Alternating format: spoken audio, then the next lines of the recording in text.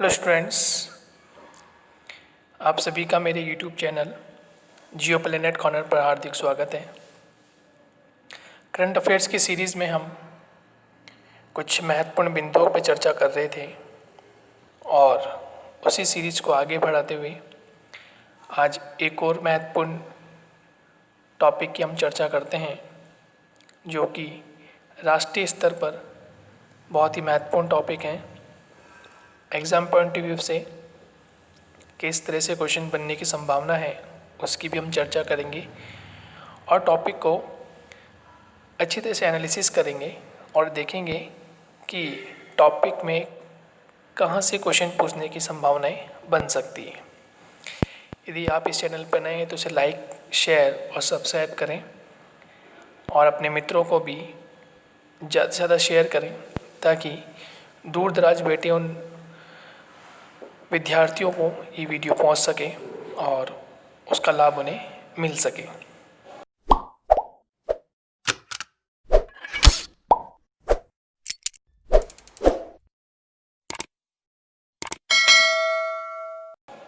तो आइए विद्यार्थियों, शुरू करते हैं इस टॉपिक की एक मोटिवेशनल कोट के साथ। आज जो आप कर रहे हैं, यानी कि आज लॉकडाउन का समय है, विद्यार्थीगण अपने घर पर रहकर ही ऑनलाइन ही पढ़ा रहे हैं। जिस प्रकार से हम आगे चल रहे हैं और समय के साथ साथ हमारी पढ़ाई भी आगे बढ़ती जा रही है, तो ये ज़रूरी है कि समय के साथ साथ सभी ज़रूरी आवश्यक चीज़ें चलती रहें। ठीक उसी के तहत शिक्षा का दौर आगे चल रहा है और समय के अकॉर्डिंग हम आगे बढ़ रहे हैं। तो जो भी प्रयास आप कर रहे हैं, निश्चित आपको सफलता पर लेके जाएंगे, सफलता आपको दिलाएंगे। समय के साथ साथ आप करते जाइए और जिस शिखर पर आपको जाना है वहाँ तक आपको सफलता ज़रूर मिलेगी। तो आज जो आप कर रहे हैं, ठीक है, आप अध्ययन अध्यापन का कार्य कर रहे हैं, तो जो आज आप कर रहे हैं वही आपके भविष्य निर्माण करेगा। तो आप घर बैठकर भी निरंतर रूप से सुबह से लेकर शाम तक ऑनलाइन क्लासेस यूट्यूब के ज़रिए आप पढ़ रहे हैं और अपनी पढ़ाई को आपने रोका नहीं है। इस लॉकडाउन के समय में भी, इस कोरोना महामारी के समय भी आप निरंतर पढ़ रहे हैं, ये बहुत ज़रूरी है और ये कहीं ना कहीं भविष्य का निर्माण करेगा। सही दिशा, सही निर्देश, सही विचार और सही टॉपिक्स का चयन आपको ज़रूर शिखर तक पहुंचाएगा। आपके भविष्य का निर्माण में वो महत्वपूर्ण अहम रोल अदा करेगा। तो जो आप कर रहे हैं आज के समय में, चाहे किसी भी तरह की शिक्षा के रूप में हो, चाहे आप सेल्फ पढ़ते हो, चाहे आप ऑनलाइन पढ़ रहे हो, तो ज़रूर ये आपको दूसरे विद्यार्थियों से आपको आगे रखेगा। जो समय का सदुपयोग करेगा वही भविष्य का निर्माण करेगा, क्योंकि भविष्य में आपको क्या कार्य करना है, आपको कितना, यदि कोई विद्यार्थी 11th और 12th 10th और 12th इस तरह का है तो उसे बोर्ड एग्जामिनेशन में कैसे मार्क्स गेन करने हैं, तो वो अभी से ही विचार करके आगे अपने लक्ष्य की ओर बढ़ रहा है। और जो कंपटीशन एग्ज़ाम देने वाले हैं, चाहे आप यूपीएससी, आरएस, आईएएस, ठीक है, और विभिन्न पीसीएस, जितने भी एग्ज़ाम्स दें, तो इस कठिन दौर में आप निरंतर पढ़ रहे हैं, तो ये आपके भविष्य का निर्माण जरूर करेगा। इस मोटिवेशन कोट के साथ आइए हम शुरुआत करते हैं अपने महत्वपूर्ण टॉपिक की। जैसे आपने थंबनेल में देखा कि आज हम पढ़ने जा रहे हैं देखो अपना देश और खेलो यूनिवर्सिटी गेम्स की हम चर्चा करेंगे। वहाँ से क्वेश्चन कैसे फ्रेम किए जाएंगे, हम उसकी चर्चा करेंगे। आइए शुरुआत करते हैं अपने पहला टॉपिक की। और पहला टॉपिक देखो अपना देश बहुत ही महत्वपूर्ण है। देखिए, सबसे पहले यहाँ से क्वेश्चन बनने की संभावना है कि देखो अपना देश, ये जो वेबिनार कार्यक्रम था, इसकी शुरुआत कब से प्रारंभ मानी जाती है। एक क्वेश्चन यहाँ से बनने की संभावना है, ठीक है, कि कब से प्रारंभ मानी जाती है, तो आपको ध्यान रखना है। ये कार्यक्रम जो था ये 14 अप्रैल 2020 से प्रारंभ हुआ था, तो आपको ये ध्यान रखना है। नेक्स्ट आपको ध्यान रखना है कि ये जो कार्यक्रम है, ये कार्यक्रम किसके द्वारा संचालित है, तो ये विभाग है संस्कृति एवं पर्यटन मंत्रालय। संस्कृति एवं पर्यटन मंत्रालय द्वारा संचालित है। संचालन कौन कर रहा है, भारत सरकार इसका संचालन कर रही है, तो ये आपको ध्यान। और मंत्रालय कौन सा काम कर रहा है, संस्कृति एवं पर्यटन मंत्रालय। अब देखिए जो मंत्रालय है, उस मंत्रालय की हम चर्चा करें। नाम में लिखा हुआ है संस्कृति और परिदेश। देखो अपना देश जो वेबिनार है, इस वेबिनार की शुरुआत इसलिए की गई है क्योंकि इस लॉकडाउन पीरियड के अंतर्गत सभी आम नागरिक, सभी व्यक्ति, हम सब 2-3 महीने लॉकडाउन के उस समय में रहे और एक कनेक्शन टूट गया, बाहरी क्षेत्र से हमारा कनेक्शन टूट गया। तो घर बैठे ही हम अपने देश की जो संस्कृति है या पर्यटन के जो क्षेत्र हैं, उनको हम किस तरह से देख पाएँ, एक वेबिनार के द्वारा हमने उसकी सुविधा की और भारत सरकार ने वो कार्य किया। और भारत सरकार का जो मंत्रालय है, संस्कृति व पर्यटन मंत्रालय द्वारा ये कार्य किया गया। ये एक अनूठी पहल थी और इसको करने का जो प्रमुख उद्देश्य था, उसका प्रमुख उद्देश्य यही था कि लॉकडाउन के उस समय में उस समय जब सभी व्यक्ति अपने घर में हैं, अपने घर में सुरक्षित हैं, तो हम क्यों ना उनके मनोरंजन हेतु भारत की जो संस्कृति है और जो पर्यटन के क्षेत्र हैं उनसे रूबरू उन्हें कराया जाए। इसीलिए ये वेबिनार का आयोजन किया गया, जिसका नाम था देखो अपना देश। देखिए दोस्तों, यहाँ से डायरेक्ट क्वेश्चन पूछा जाता है आपसे। ऐसे भी क्वेश्चन पूछा जा सकता है कि भारत की संस्कृति और विरासत, ठीक है, भारत की संस्कृति या विरासत या पर्यटन क्षेत्रों को बढ़ावा देने के लिए, कौन सा वेबिनार का आयोजन किया गया, कौन से वेबिनार का आयोजन किया गया। उसमें आपके 4 ऑप्शन हो सकते हैं, ठीक है, और उसमें एक ऑप्शन हो सकता है देखो अपना देश वेबिनार। कौन से वेबिनार का आयोजन किया गया, ठीक है, यहाँ 4 ऑप्शन किसी भी तरह से बना सकते हैं और उसमें एक ऑप्शन हो सकता है देखो अपना देश। तो आपको वो टिक कर देना है कि आपने जो पढ़ा है, यानी संस्कृति का प्रचार करना है, ठीक है, हमारी विरासत जो हमें है, पर्यटन जो हमारे पास है, उसको हमें लोगों तक पहुंचाना है। तो उसके लिए 14 अप्रैल को, ये ध्यान रखना, 14 अप्रैल को देखो अपना देश वेबिनार का आयोजन किया गया। कौन सी सरकार के द्वारा किया गया, केंद्र सरकार या भारत सरकार के द्वारा किया गया, और किस मंत्रालय का दिन किया गया, तो संस्कृति और पर्यटन मंत्रालय का दिन किया गया। ये आपको समझ में आ गया होगा। नेक्स्ट हम चर्चा करें तो संस्कृति और विरासत की जानकारी देना इसका मुख्य उद्देश्य, ठीक है, ये आपको ध्यान रखना है। ये उद्देश्य में इसका एक महत्वपूर्ण बिंदु आ जाएगा।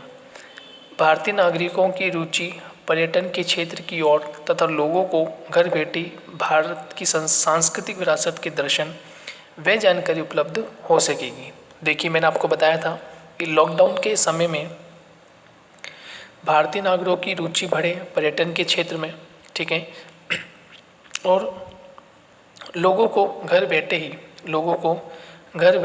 भारत की सांस्कृतिक विरासत के दर्शन और उनकी जानकारी उपलब्ध हो सके, इसलिए ये वेबिनार आयोजित किया गया। नेक्स्ट, पहले वेबिनार में दिल्ली के लंबे इतिहास को दर्शाया गया। तो पर्टिकुलर क्या कर रहे हैं, एक एक जो महत्वपूर्ण सिटीज़ हैं, ठीक है, जिनका ऐतिहासिक दृष्टि से, पर्यटन की दृष्टि से, विरासत की दृष्टि से जो महत्वपूर्ण है, उन एक एक सिटीज़ को वेबिनार के द्वारा देखो अपना देश जो वेबिनार है, उसमें सभी नागरिक बंधुओं को, सभी लोगों को जोड़ते हुए पर्यटन में रुचि विकसित करना है, भारतीय सांस्कृतिक जो विरासत है उससे रूबरू करवाना है, जानकारी उपलब्ध करवानी है, दर्शन करवाना है।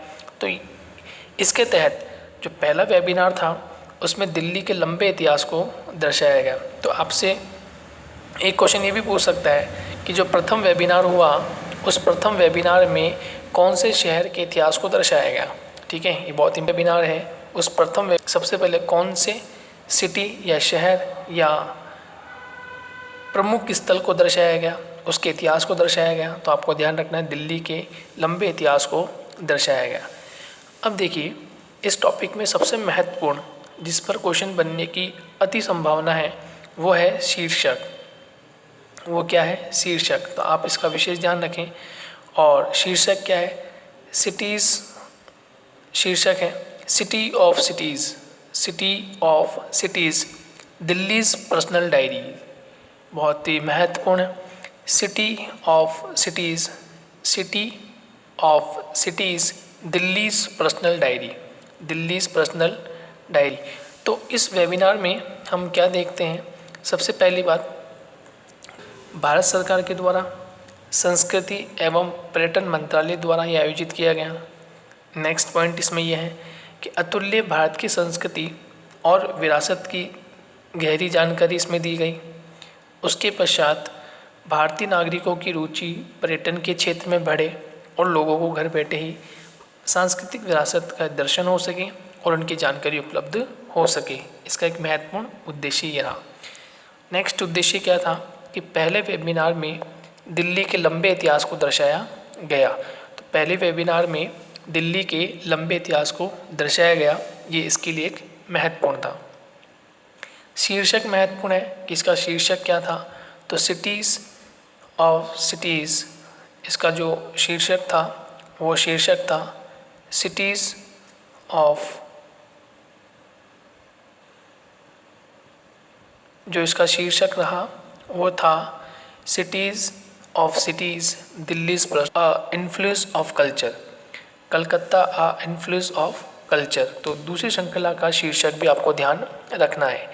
नंबर 1 दिल्ली का इतिहास इसमें दर्शाया गया। शीर्षक दिल्लीज़ पर्सनल डायरी था।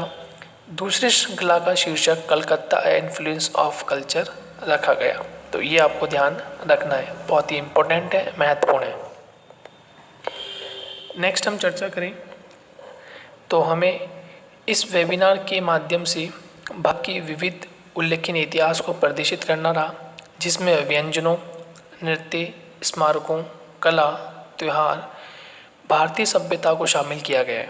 ठीक है, तो इसके अंतर्गत किन्हें शामिल किया गया कि व्यंजनों को, नृत्य, स्मारकों, कला, त्यौहार और भारतीय सभ्यता को शामिल किया गया है। इन सभी से हमें जानकारी उपलब्ध करनी है, जानकारी उपलब्ध करवानी है, जिसके माध्यम से पर्यटन के क्षेत्र में विकास हो सके, तीव्र वृद्धि हो सके, सांस्कृतिक विरासत के दर्शन हो सके। तो ये इसका एक महत्वपूर्ण पहलू रहा। नेक्स्ट, पर्यटन मंत्रालय ने सोशल मीडिया प्लेटफॉर्म के माध्यम से इंस्टाग्राम एवं फेसबुक पर अतुल्य भारत के नाम से ये उपलब्ध है। ठीक है, ये आपको पर्यटन मंत्रालय की जो सोशल मीडिया प्लेटफॉर्म है उसके इंस्टाग्राम पे आपको ये उपलब्ध हो जाएगा। तो इसमें कुछ महत्वपूर्ण बात है वो आपको ध्यान रखनी है, जो मैंने आपको बताया है। वापस मैं आपको एक बार बता देता हूँ कि क्या इसके लिए महत्वपूर्ण है। तो देखिए दोस्तों, इसके लिए एक तो ये ध्यान रखना है कि दूसरी श्रृंखला की जो सीरीज़ है उसका शीर्षक क्या था? तो कलकत्ता इन्फ्लुएंस ऑफ कल्चर। पहली जो श्रृंखला उसका सीरीज शीर्षक क्या था? City of cities, Delhi's personal diary. Delhi के लंबे इतिहास को दर्शाया गया, ये आपको ध्यान रखना है। उसके अलावा आपको ध्यान रखना है इसका महत्वपूर्ण उद्देश्य क्या था कि नागरिकों को पर्यटन के क्षेत्र की रुचि बढ़ाना, साथ ही साथ सांस्कृतिक विरासत के दर्शन और जानकारी उपलब्ध करवाना इसका महत्वपूर्ण उद्देश्य रहा है। अतुल्य भारत की संस्कृति और विरासत की गहरी विस्तृत जानकारी भी उपलब्ध यहाँ संपूर्ण रूप से उपलब्ध करवानी है। और देखो अपना देश जो वेबिनार है ये 14 अप्रैल 2020 से प्रारंभ हुआ था। और मैं आपके सामने एक क्वेश्चन छोड़ के जाता हूँ, आप कमेंट बॉक्स में उसका आंसर दें। क्वेश्चन बहुत सिंपल है, जैसे आप देख पा रहे हैं विभाग, संस्कृति एवं पर्यटन मंत्रालय द्वारा। तो आपको बताना है कि भारत सरकार में जो संस्कृति एवं पर्यटन मंत्रालय है इसके मंत्री कौन है। संस्कृति एवं पर्यटन मंत्रालय में जो भारत सरकार के मंत्री हैं इनका नाम क्या है, आपको कमेंट बॉक्स में कमेंट करके उनका नाम बताना है। ठीक है दोस्तों, तो इस तरह से हमने देखो अपना देश जो वेबिनार का कार्यक्रम है हमने उसकी चर्चा की। और आइए अब हम दूसरे टॉपिक की ओर चलते हैं। और हमारा जो दूसरा टॉपिक है वो भी बड़ा महत्वपूर्ण टॉपिक है। यहाँ से भी क्वेश्चन बनने की संभावनाएं बहुत अधिक हो जाती है। देखिए, प्रथम खेलो इंडिया यूनिवर्सिटी गेम। देखिए, दोनों ही टॉपिक बड़े महत्वपूर्ण हैं। और दोनों ही टॉपिक बड़े महत्वपूर्ण क्यों हैं, ये चर्चा में क्यों रहे, हम इसकी चर्चा कर रहे हैं। देखिए, नंबर 1 जो हमने पढ़ा, देखो अपना देश वेबिनार कार्यक्रम, हमने उसकी चर्चा की। वो महत्वपूर्ण इसलिए है क्योंकि लॉकडाउन के उस समय में वो कार्यक्रम आयोजित हुआ, वो वेबिनार आयोजित हुआ, इसलिए वो महत्वपूर्ण है। वहाँ से क्वेश्चन बनने की संभावना इसलिए क्योंकि भारत सरकार का वो कार्यक्रम है। और वहाँ से इसलिए वो महत्वपूर्ण बन जाता है क्योंकि लॉकडाउन के समय में जो भारतीय नागरिक हैं या जो लोग जो लॉकडाउन के उस समय में घरों में अपना लॉकडाउन के समय में समय गुजार रहे थे, तो उनके लिए एक महत्वपूर्ण वह कार्यक्रम था। और जैसे आपने देखा था कि दूरदर्शन चैनल है, राष्ट्रीय चैनल है, उस पर रामायण का कार्यक्रम आपने देखा होगा। रामायण की कार्यक्रम चल रहा था, ठीक है। तो ये इसलिए चलाया गया है ताकि घर पर बैठकर जो हमारी सांस्कृतिक विरासत है, हमारे जो पर्यटन के क्षेत्र हैं, उन्हें देखा जा सके और उस लॉकडाउन के समय में बाहर ना निकले। तो ये एक महत्वपूर्ण कार्यक्रम था, तो वो इम्पोर्टेंट बनेगा आपके लिए। नेक्स्ट, ये इम्पोर्टेंट इसलिए है क्योंकि पहली बार ये खेल आयोजित हो रहे हैं।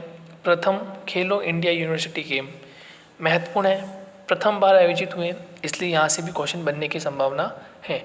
देखिए, जितना भी आप राजस्थान लेवल पर, चाहे आप पटवारी दें, ग्राम सेवक दें, ठीक है, एलडीसी दें, हाई कोर्ट दें, first grade, second grade, third grade में नहीं आता करंट अफेयर्स, लेकिन जितने भी अदर एग्ज़ाम्स है उसमें जो करंट अफेयर्स आता है उसमें कहीं ना कहीं से एक क्वेश्चन बनने की संभावना होती है।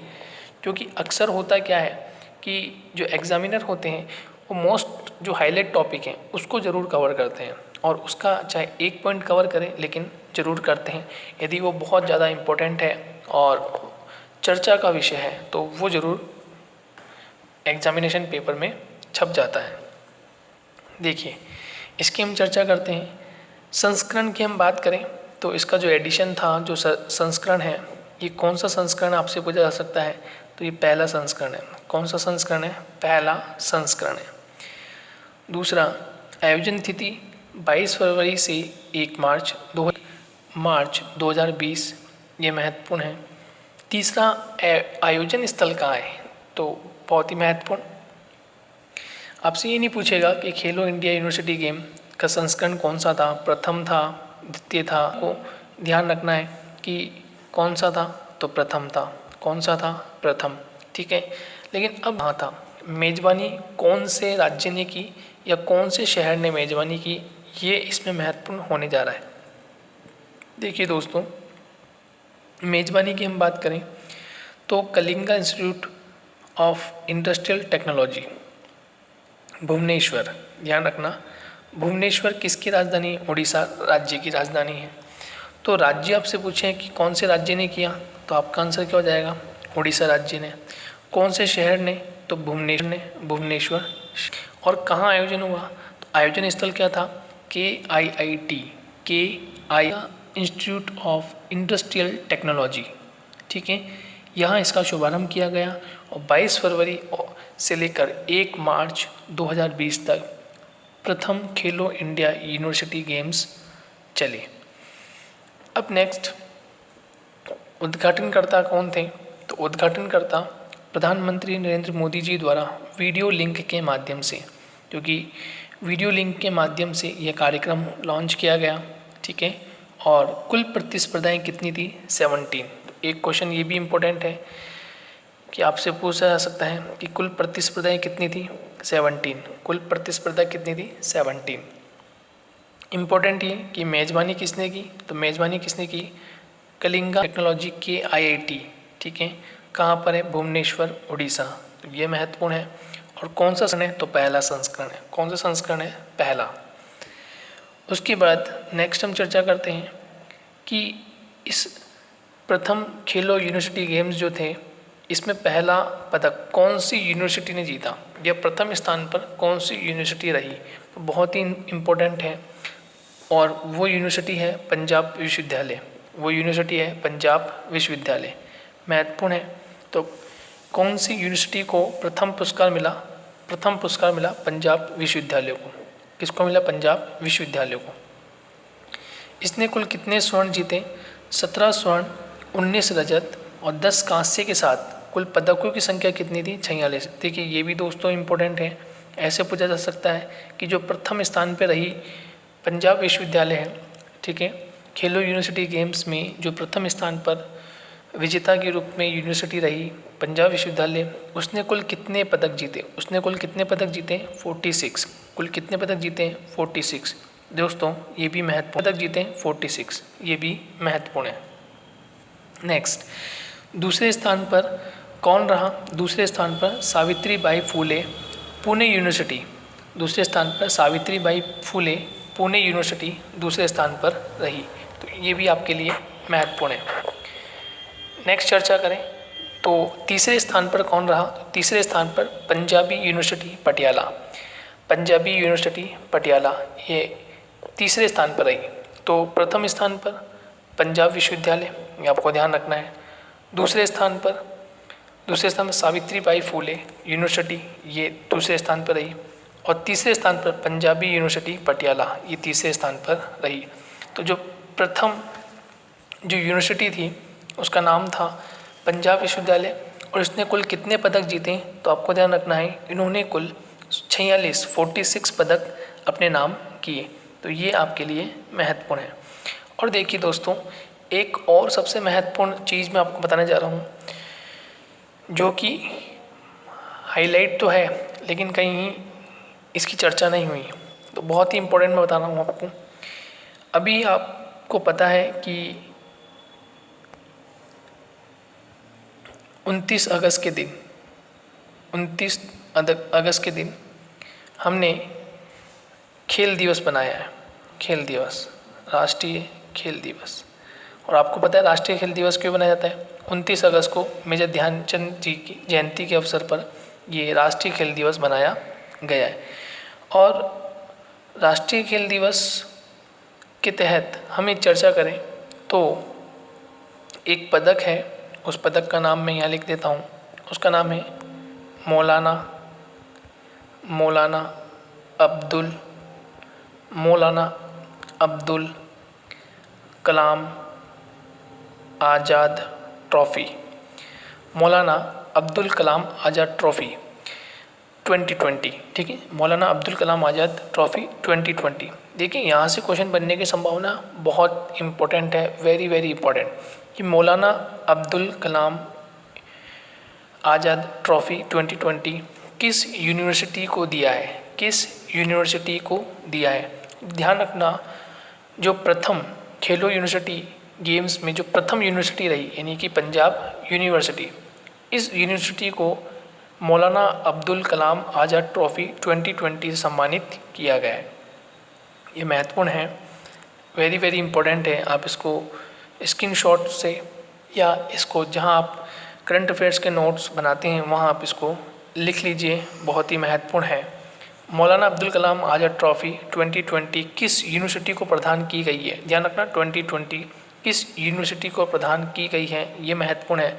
तो आपका आंसर क्या हो जाएगा? ये पंजाब यूनिवर्सिटी को प्रदान की गई है, जिसने प्रथम खेलो यूनिवर्सिटी गेम्स में प्रथम स्थान हासिल किया है। ये जानकारी महत्वपूर्ण थी। नेक्स्ट चर्चा करें तो इस आयोजन में 176 विश्वविद्यालय सहित लगभग 4000 से अधिक शीर्ष एथलीटों ने भाग लिया था, जो कि अंडर 25 एज के ग्रुप की थी। देखिए दोस्तों, आपको ये ध्यान रखना है कि जो प्रथम विश्वविद्यालय यूनिवर्सिटी गेम्स थे, आपसे पूछ सकते हैं खेलो विश्वविद्यालय गेम्स जो थे, प्रथम विश्वविद्यालय गेम्स जो थे, उसमें कितने वर्ष के बालक बालिकाएं भाग ले सकते थे? तो आपका आंसर आएगा अंडर 25। ये भी बहुत इम्पोर्टेंट है, ये भी अक्सर पूछे जाने वाला सवाल है कि कितने वर्ष तक के बालक बालिकाओं ने लिया। तो 25 वर्ष के बालक बालिकाओं ने इसमें भाग लिया, ये भी एक महत्वपूर्ण है।